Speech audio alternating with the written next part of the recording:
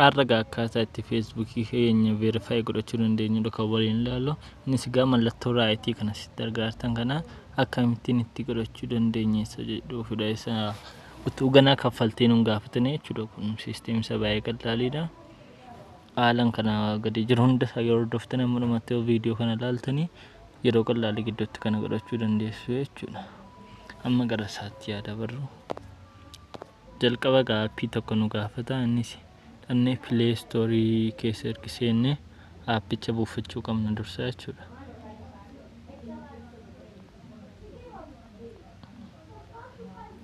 Innis erga Play Store keessenne Vai kan jedhu kana search goona. Ergasii kun Vai browser jedhu kan ergiseenne ergasii install godhattanii kan warraddeen jira. Aappicha keessa seenna jechuudha. Kun asuma Facebookii waan itti guuteeru naaf fide jalqaba asitti buutanii Facebook kan jiru kana search gootu. Isaan booda as keessaa kan isin filattanii baay'ee jira garuu hundi isaayyuu ni hojjeta. Account center jedhu kana.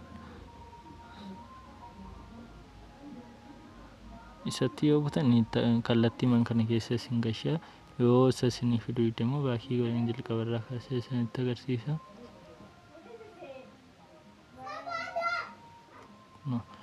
Lafa sarara sadii kana ni turna.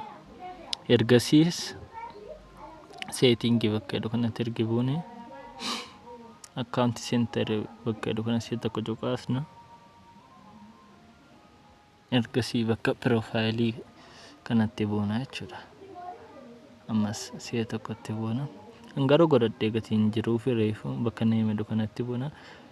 Irra deebi'ee godhachuun isaa guyyaa 30 waan hin eeyyamneef maqaa barreessu irraa balleessuu najjida kanaaf istaayilachuu isinitti agarsiisumaaf jedheen seenee kun bakka maqaa keessanii kana isin irraa dileet gootu jechuudha. Kun lama fakkeenyaaf ankoo gatii reefu jijjiiree fi yeroo itti bunaaf dhaan jiru gadi tuxxanii kana dileet irraa gootu hankeessan kana fideen jiru mallattoo kana fiduu qaba jechuudha. Asis bakka laastineemii kana sirraa dileet gootu jechuudha.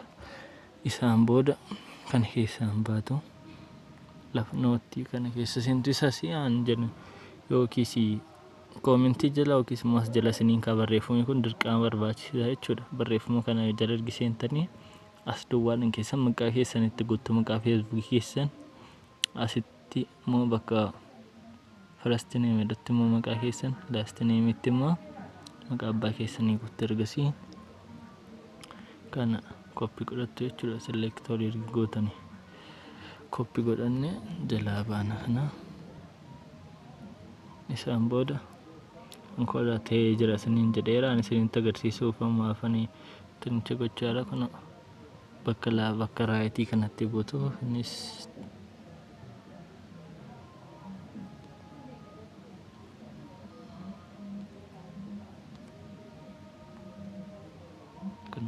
kan argartu yaadachitti buutu si'a tokko.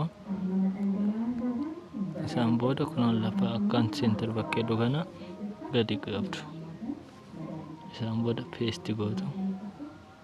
Amma si'a lamaffaa gadi qabdu paste gootu. Si'a sadaffaa gadi qabdu. Kanuma namaatti gootanii paste gootu. Si'a arfaffaa gadi qabdu. Kanuma namaatti gootu paste gootu. Ergasii booda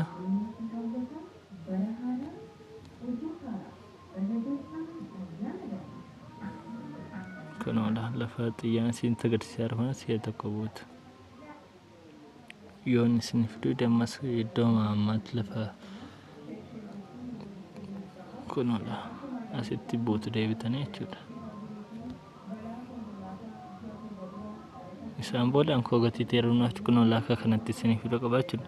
Yeroo inni gidduu kun akka kanatti isin fiduu change ergi gootanii kaatanii as jalaa baatu jechuudha. Ergi change gootanii kaatanii as jalaa baatu.